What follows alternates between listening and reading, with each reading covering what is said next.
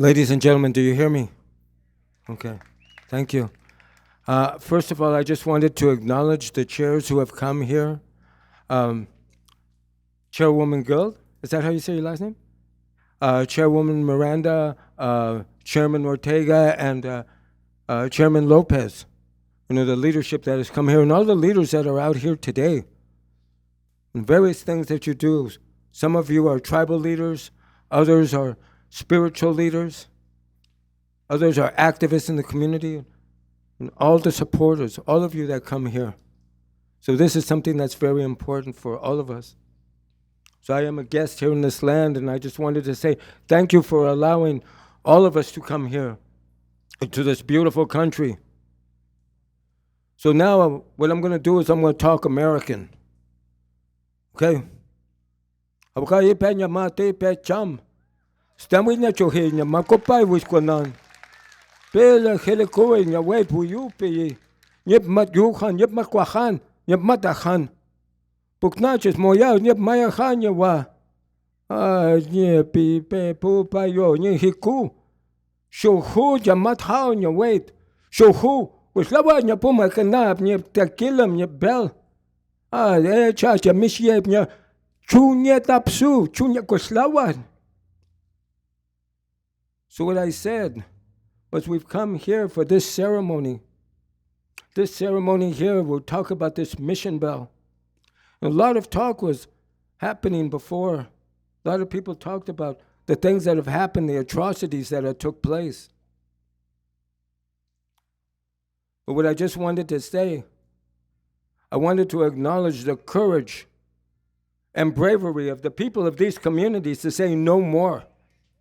That these lies that have been perpetrated on our people, and you see these, I mean, how many of you have gone to, gone to grammar school and they tell these lies upon lies upon lies, that these missions were put out here and California Indians were peaceful and they loved it. How many of you ever read that? I know they told me. And I remember the fourth grade projects. And I just wanted to say, I'm proud to say, I am an Ipai Kumeyaay from the San Isabel Reservation. And I'm proud to be a mission-burning Indian because we burned our mission down. We fought back, and other people fought back too. And that is not in our history. That is not in our history. And the true history needs to be told, that our people are Hua, are warriors. Our people have stood up and fought. We did not try to proselytize to turn people into our way. We all know that everybody has their own way, but they tried to take everything away from us. And I just want to say, when these young people came up here, it touched my heart. When they were talking about they wanted to teach the others, they wanted to teach the younger generation, because language and culture, the vibrancy of all that is demonstrated by how many of the young people do it, how many of the young people speak the language, how many of the young people participate in cultural events. You can have all the elders doing it, but if you have none of the young people doing it, your culture, your language is in danger of going dormant. This is so true. And to have these young people come up here and say, you know what, we are proud of who we are, it touches our heart. So I wanted to say to all of you that our culture, our language, what we're doing here, we've been invited to support. And that's our way as Native people. When we hear a call to action, we go and support because we know it's happened to us too. When we are a bundle of arrows, we are powerful, we are unbreakable. We can do many things together, and that's what I see here today. And last thing before I shut my snoot is I wanted to say, the people I come from, the Kumeyaay people, the Ipai people from San Diego and northern Baja, we not only make baskets, we also make pottery. And there's a story that I'm not going to say, colonization. I'll call it encroachment, 3 waves of encroachment. They tried to conquer us, and I'm not conquered. And I don't see conquered people here. As long as we fight, as long as we resist, we are not conquered. And I just wanted to share that with all of you. We are huah, we are warriors.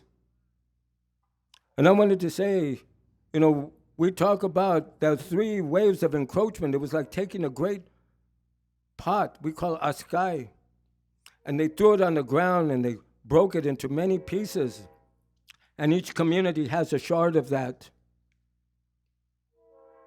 How many of you have ever made a pot before?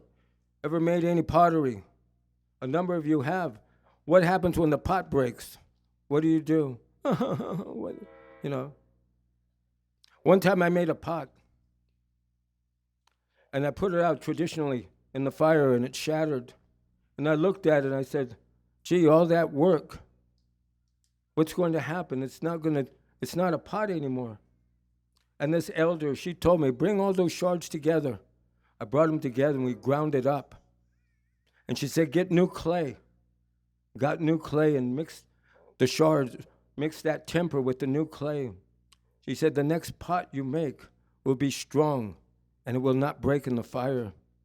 It is the same thing with what we are doing, people. What we are doing, because we are preserving our culture. We are saying no to this. We are standing up. And the people from this land have taken on the leadership role in showing that it can be done. It can be taken. And now we can take it to all the other communities and say, you know what? We've seen this. We can do the same thing. So I just wanted to say to all of you, and if you don't speak your language, you're still breathing. You can learn it. You can bring it back. You can bring back who you are. You can bring this back. And one day, your descendants will say, my great-grandparents, they remember a time when almost nobody spoke the language, and they made that turn around. And now we're all speaking our language. This is a beautiful time, ladies and gentlemen. I just want to say it. May the Creator bless all of you in your minds, in your hearts, in your bodies. Nyayte yeyahan.